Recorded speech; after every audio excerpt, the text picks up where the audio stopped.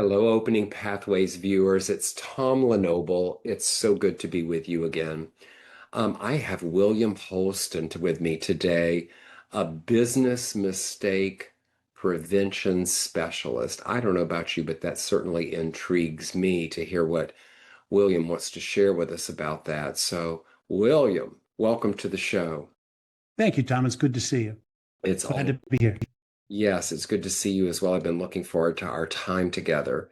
So I'd love to start out by you sharing with us just what that is and what that means and what sparked your idea to go on this path. Thank you for asking. It When I was working full time for a major corporation, my sister had her daughter had a charity carnival, and she asked all of her aunts and uncles to come and bring something to help make money for the Make-A-Wish Foundation, in fact. And we were happy to do so. And I called right away and rented or reserved a dunk tank for that August afternoon. 2 weeks before the event, the rental company called and said, as you know, there's a drought in the Northeast, there was that year. We're not allowed to rent this item anymore because it requires 500 gallons of water and we're conserving. Would you like a toss across or something else? I said, no, no, we'll work it out. My wife and I sat down at our kitchen table and began imagining how might we deliver that fun without having to use 500 gallons in something we can't rent anyway. And we came up with a game. It's still in the market. It's called Pitch Burst, and it is an upside down kind of dunk tank. Someone sits in a chair under a suspended water balloon. Somebody else throws a ball, hits a target, and instead of the victim falling into 500 gallons of water, a water balloon pops over their head. They get soaked, and it's just as much fun. That afternoon, we had made this game ourselves out of plywood from Home Depot and items from sporting goods stores. And we were so successful that the next day the phone began to ring. People who had loved the game. How do I get that? Can I buy that from you? Where do we rent it? And I was so thrilled by this. And my day job was business development. We looked into this might be an opportunity. We then found out it had never been patented, so we filed a provisional patent, got a small business administration loan, and went ahead and made 100 of these things and began renting them. We thought we were doing so great when during the winter season, cold weather, we sold 60 of these units, sight unseen. Um, and then when March and April came around, we began shipping them, and rental company customers began renting them out to their customers. We're still thinking, I could probably quit the day job. This is wonderful. But then the phones began to ring saying the wooden part broke. The nail fell off the thing. The logo panel is peeling off. It's not working. Uh-oh was my term for that. It was troubling at first with the first few calls, but by the time we had like the 30th call, we realized what we had made was a wonderful design, but a terrible execution. We had to stop selling it and revamp. It took us 2 more years. We redid it in steel. It was much more durable. It's still on the market today, although it's not my game anymore. We sold it. That was a very introspective time of mistake making, what drove the mistakes, resilience, how did we continue doing things and then overcome that. So that's how I got started. We continued down that path, and in that company we had founded, invented and launched 4 or 5 more games over 10 years. Later, I sold it and we moved on. When I retired from my full-time day job, I was committed. I wanted to write a book and share that story, not just the story of what I went through, but because my day job at the time was leading creativity workshops for the corporation where people would come up with new product and service ideas for consumer health products. I took many of those tools of being creative and avoiding mistakes and put them in the back of my book. I'm not trying to sell my book. It was about my mistakes famous mistakes, and then how not to make mistakes. I became somebody who was kind of committed to the world of mistakes, understanding them and really helping others not to do them. Meanwhile, I became a mentor with the school organization. So I'm seeing new businesses every week, employing some of my learnings into what I advise them. But I realized as I began to call myself this business mistake prevention specialist, it was still rather hollow because it was based on personal experience. Late last year, I launched and then completed, then this year published a study of 300 entrepreneurs across America to understand what are the conditions and things that cause mistakes. And key learnings were that the 4 factors that really contribute to these, besides having a wrong strategy, you can be affected by stress, fatigue, incorrect assumptions or faulty assumptions, missing customer signals, some of those things. And the study told us, first of all, most small businesses make mistakes. Many just move on and forget about them, but others learn a lot from them. And that those 4 factors I just mentioned happen in combinations.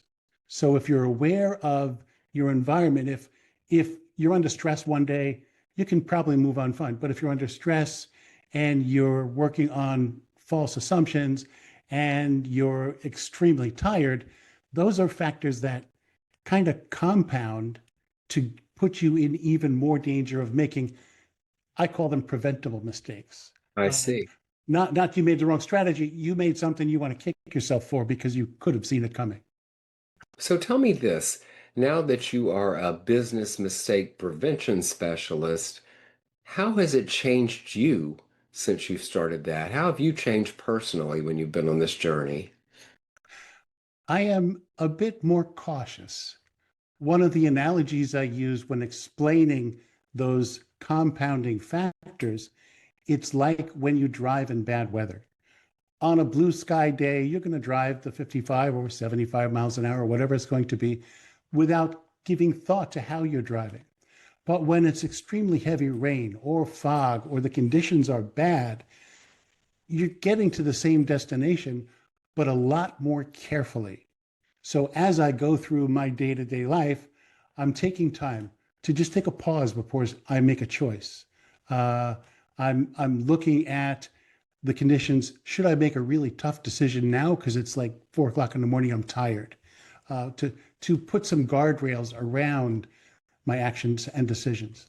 I also find myself listening for others' mistakes so that I can learn from them.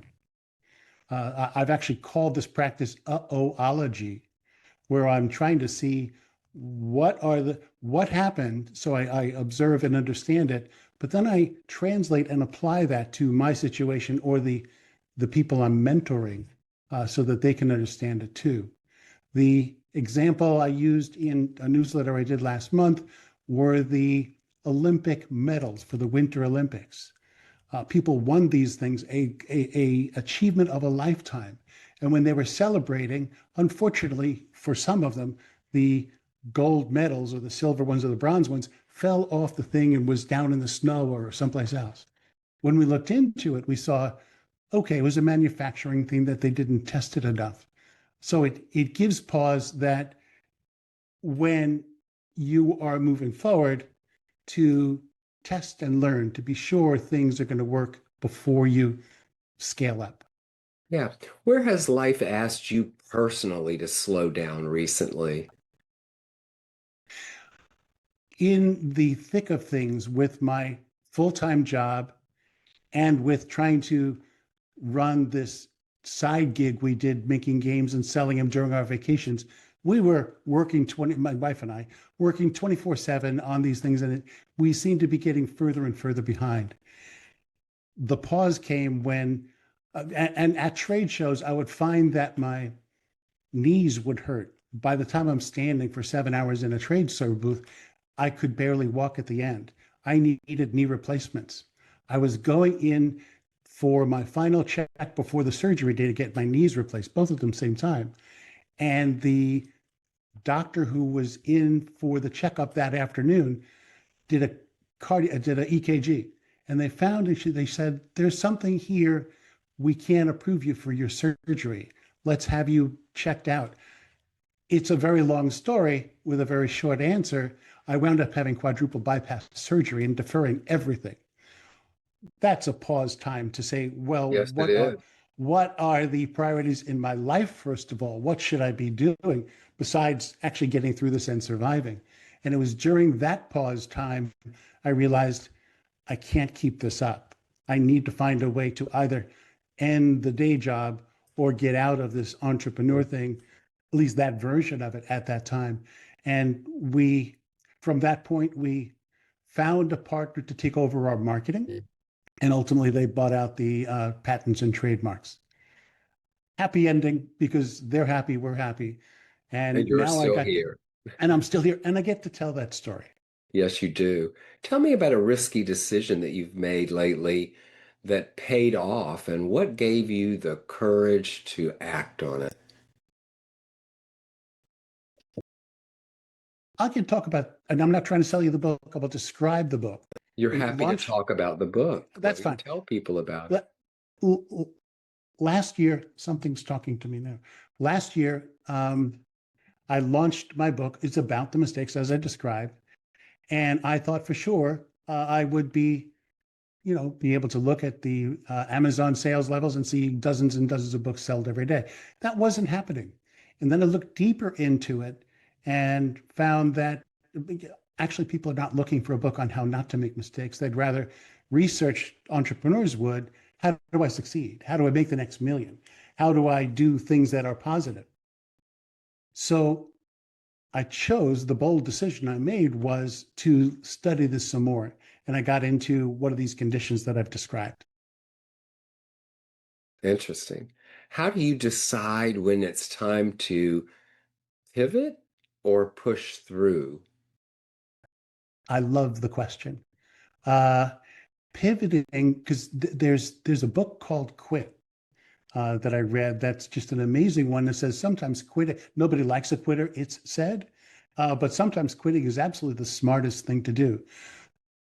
Mentally, you can calculate you're at this stage. Here are the challenges I'm facing. The path forward on the straight line would be to continue this.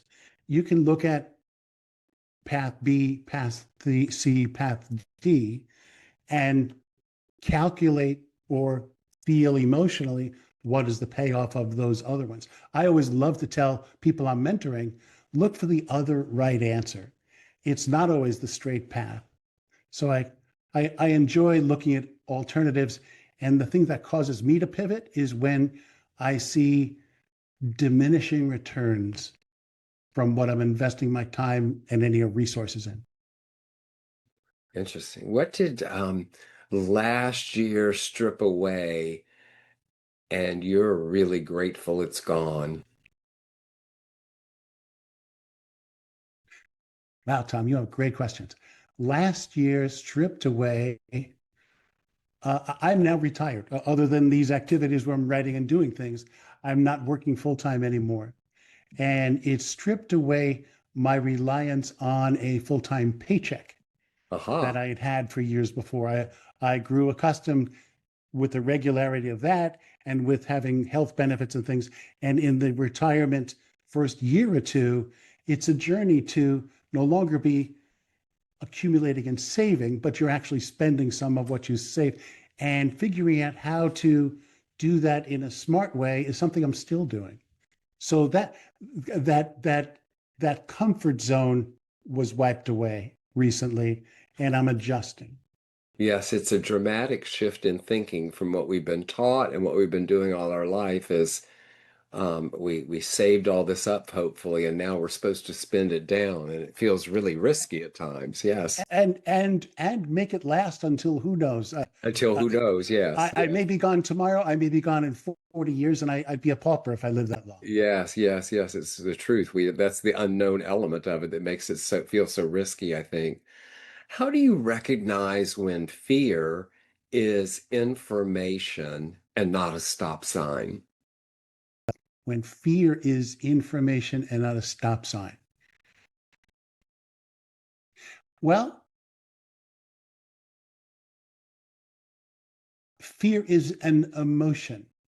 Fear gets you searching yourself. And if you're honest with yourself, you can probe and think in a quiet time, why am I afraid? And because part of the boldest things you can do in life is to move forward, but fears make you hesitate, but they shouldn't. And sometimes it's smart. You get to the end. We were on vacation at the Grand Canyon, and I wanted to get a photograph at sunrise of the sun peeking over the edge of the other rim. So I got up in the dark, drove to this side of the canyon, and it's an area where there are no guardrails, none whatsoever. I've been And there. It's I crazy. found myself walking over to this, logically thinking, I'm 5 feet from the edge. Now I'm 4 feet from the edge. That's enough. But I wanted to get that perfect shot. So I guess I went a bit to 3 feet from the edge, which is still a yard away. Oh, and it was not windy. There was no ice or danger of me slipping, but my heart was beating fast. I could not make myself go any closer. Fear kept me from, and I've read about people who want to get the right selfie actually at the Grand Canyon and falling down. It's terrifying to think what that would feel like.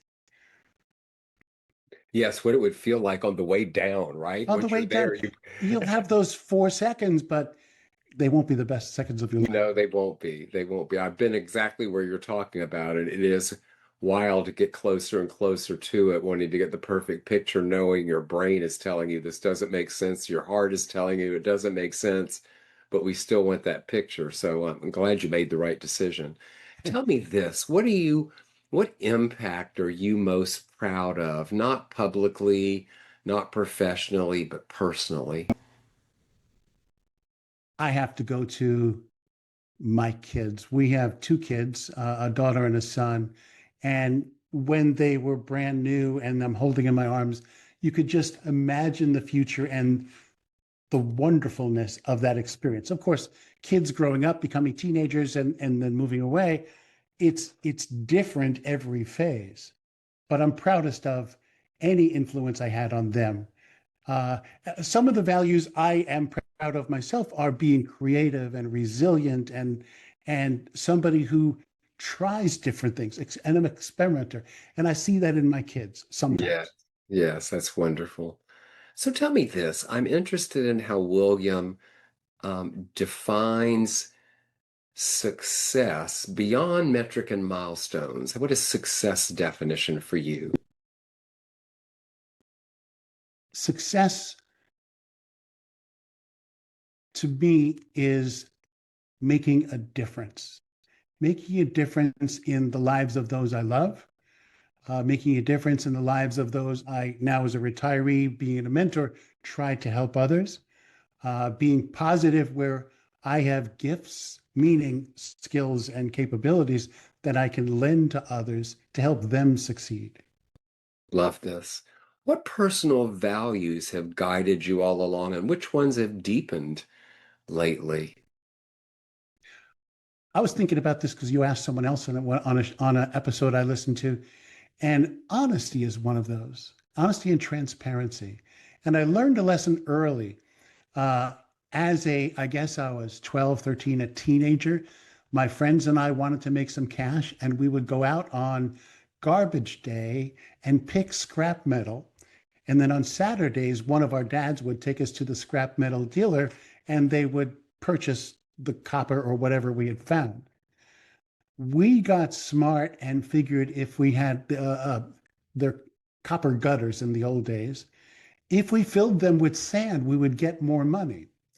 And of course, you know how wrong that is. And my dad was taking us that Saturday to the junk dealer, and this seems extra heavy. So Dad, we put some sand in it to add some weight. And I didn't get spanked. I was too old, but the disappointment in his eyes told me ooh, I've really crossed a line here. Of course, we poured the sand out, we got less money, and life has moved on. But I haven't changed from that moment of being reliable, trustworthy. I was a Boy Scout, and they have those 12 things: trustworthy, loyal, helpful, friendly, blah, blah, blah. Trustworthy is number one. And my mom always said about my dad, he's not just a Boy Scout, he's a man scout.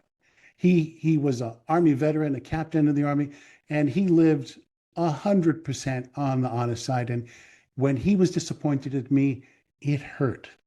And that's lived with me. So I try to live that way every Yes. day. And I try Yeah. to instill that in my family. Yeah, these lessons of life that give us life's wisdom. So, what boundary do you have that has become essential to sustaining you?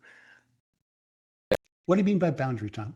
We put things in place that we're not going to either work on the weekends or we're not going to take time away from something else that we do, or sometimes it could be about who we're going to interact with or what kind of business people we're going to be. So, a boundary that we put in place that is actually becomes part of how we sustain ourselves. I live day to day. I feel without boundaries. I feel unlimited in the things I can explore and try. Between my wife and I, we're both retired now. I feel there's permission to explore. Now there are boundaries.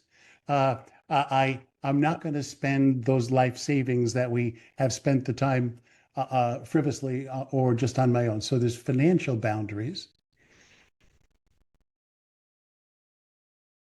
I can't think of others.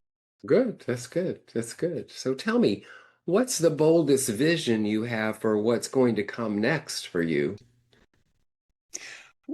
And speaking of my wife and we hoped to travel the world at this age while we're still healthy enough to go and enjoy.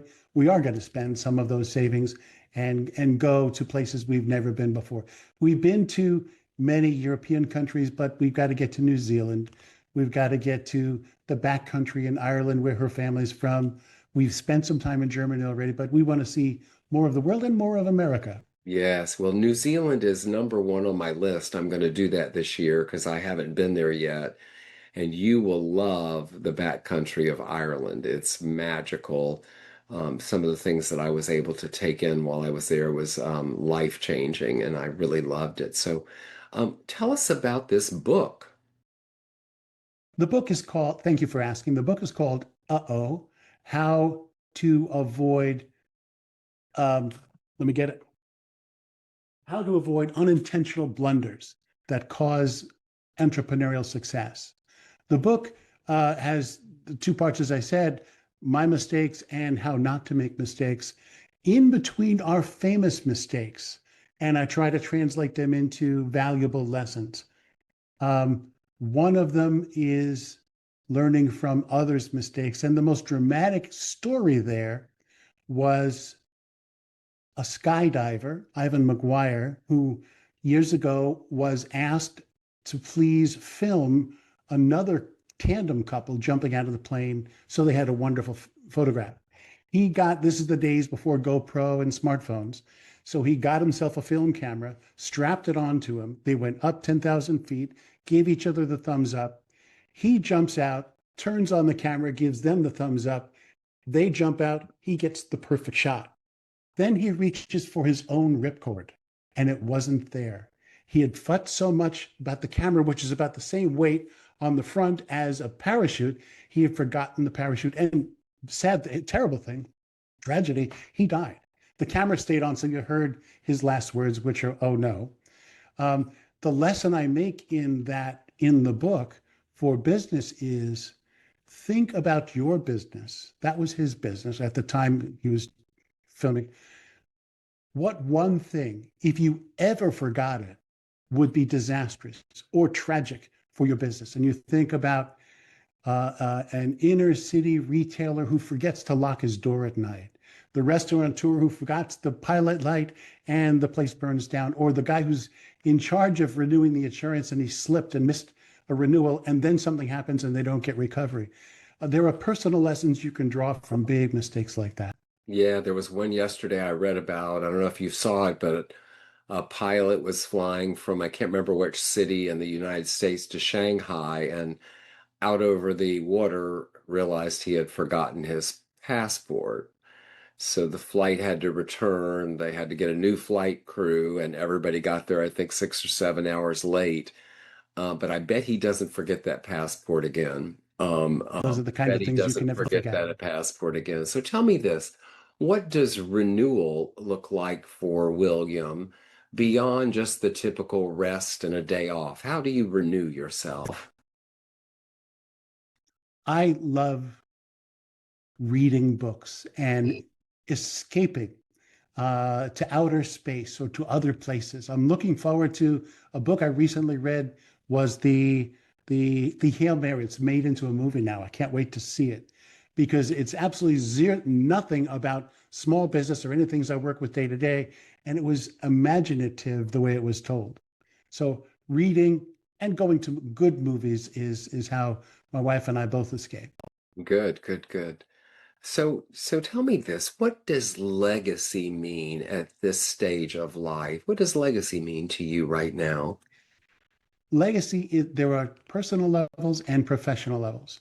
On a personal level, I hope that by now I have embedded in my family, that's my immediate family, my kids, and those I've enjoyed my time on this planet with values, the honesty, being creative, being curious, all of those things that I've enjoyed being and tried to be. I hope that they have learned from that and can apply that themselves. On a professional level, I'm excited about this study and where it's going to take me this year. Because the more I've thought about it, the more I realize the problems I'm defining, these the impact of conditions around you as you're running your business. It's not the strategy, it's not your customers, it's the level of stress, it's the level of fatigue, it's those kinds of things. That's the hidden, unspoken part of running a business that's not usually talked about. And I've translated my learnings on that into actions, simple actions people can take to protect themselves on a day to day basis. One more thing down that path, I've created an online quiz individuals or businesses can take to self diagnose where do they stand on that preventable risk spectrum, high, medium, or low. And it gives free advice. I don't ask for signups to newsletters or things like that. Free advice on what you might do. It's those tips I was about to say. Where can they find that quiz? The quiz is called, it's three words in one URL, mistakeriskquiz.com. There you go, viewers. So tell me this, I've talked to people on this website, I mean, this podcast, and I find that there's always somebody that was early in our life that influenced who we are today. Who was that for you? I'd say my dad. I've mentioned when I was trying to cheat weighing scrap metal. I also remember admiring my Uncle Don. My Uncle Don, my mother's half brother. When I first met him, he was a New York City fireman. And then they moved someplace else and he became a town councilman. And after that, he was into politics and small businesses. He was an experimenter. He loved trying different experiences. And I think that enriched the life of him and his family, my cousins. Wonderful. If a real young William was listening to this podcast, what would you tell him? Well, first of all, I'd say, William, Bill, you're not going to make it on the New York Yankees, so give up that dream. But find out something that will give you joy in your life and pursue that. I love this.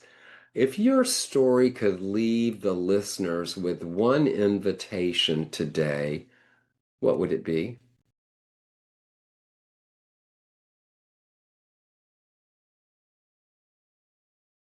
Please discover what gives you joy and pursue that. Yes, And don't stop at the first right answer because there are many, many ways any individual can do that. wonderful. Very wise. Find your joy. So tell us where we can find the book. Tell us the title again and where we can find it, please. The book is called Uh-oh. I'm going to read it to you so I can get it just right. Hold a copy up for us.